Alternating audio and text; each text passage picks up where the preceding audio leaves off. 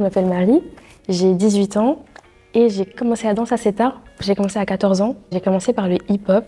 Puis après, j'ai commencé à m'introduire doucement à la danse contemporaine grâce au lycée, parce que je suivais la spécialité danse dans mon lycée. Puis là, du coup, après le bac, je suis partie en formation professionnelle.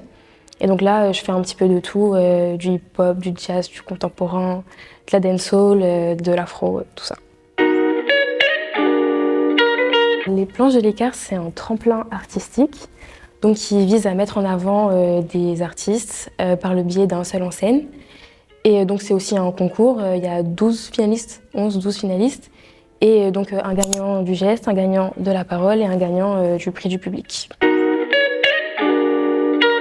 C'est la directrice pédagogique de mon école qui nous en a parlé à tous les élèves. Parce qu'en fait, on avait des solos à présenter pour les évaluations de fin de trimestre. Elle nous a dit, voilà, si vous vous sentez prêt, vous pouvez envoyer votre vidéo, ça coûte rien. Et c'est comme ça que j'ai entendu parler.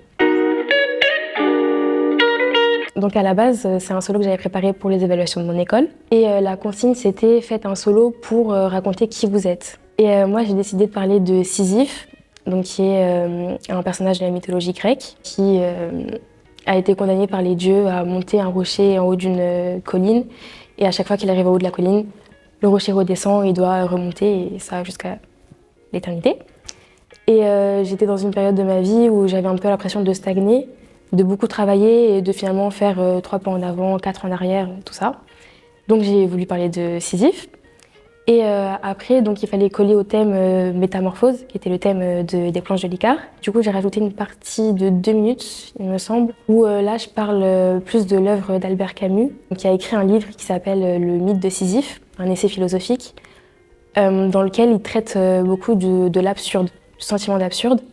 Et donc, la deuxième partie, ça présente un personnage qui a été métamorphosé par le sentiment d'absurde. J'ai vu le thème, je fais OK, donc il va falloir que je modifie un petit peu. Et ça m'a tout de suite parlé et ça a été assez naturel. Mettre le hip-hop dans les théâtres, c'est cool. Et c'est aussi défendre le fait que c'est pas... je trouve qu'en France, il y a beaucoup de stéréotypes quand même autour de la danse hip-hop. Moi, souvent, ma famille, quand je dis que je fais du hip-hop, ils me disent « Ah ouais, tu tournes sur la tête et tout ».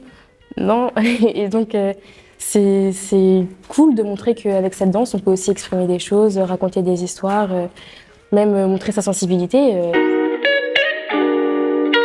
J'étais concentrée parce que je sais que souvent, en tant que danseur, on a ce truc où on phase un peu quand on est sur scène. C'est-à-dire que comme la chorégraphie, elle est dans le corps, on laisse le corps faire et nous, on est un petit peu paralysés par le stress. Et donc, je voulais pas passer à côté de ma performance, je voulais vraiment être dans le moment présent et profiter de tout ce qui se passe, de l'énergie de la scène et tout.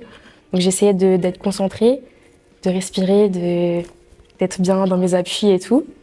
Et j'étais un petit peu stressée quand même, hein, on va pas mentir. Moi, c'est quelque chose que j'ai un peu du mal à faire encore. Mais justement, en fait, c'est ce que je disais, c'est juste essayer d'être dans le moment présent. Donc, c'est-à-dire, moi, en tant que danseuse, j'aime bien improviser un petit peu avant de monter sur scène. Ça peut être se reconnecter à ce qu'il y a autour de nous, regarder ses mains, prendre conscience de ce qu'il y a autour de nous, des rideaux, des gens, si on peut les voir et tout. Je vais continuer ma formation, parce que c'est pas fini. Je vais essayer de continuer à développer la création artistique autour de l'exercice du solo. Parce que du coup, j'ai aussi gagné une résidence à la Villette. Donc c'est une occasion de fou pour continuer à développer ça. Ça va se passer sur une semaine. J'ai pas encore toutes les informations, mais ce sera début septembre. C'est la Villette qui me met à disposition ses locaux pour me lancer dans la création artistique, avoir le temps et l'espace pour chercher et développer un nouveau projet. Et je vais passer des auditions et tenter de lancer ma carrière, voilà. Être épanouie dans ma carrière de danseuse et aussi peut-être en tant que chorégraphe dans 5 ans, pourquoi pas.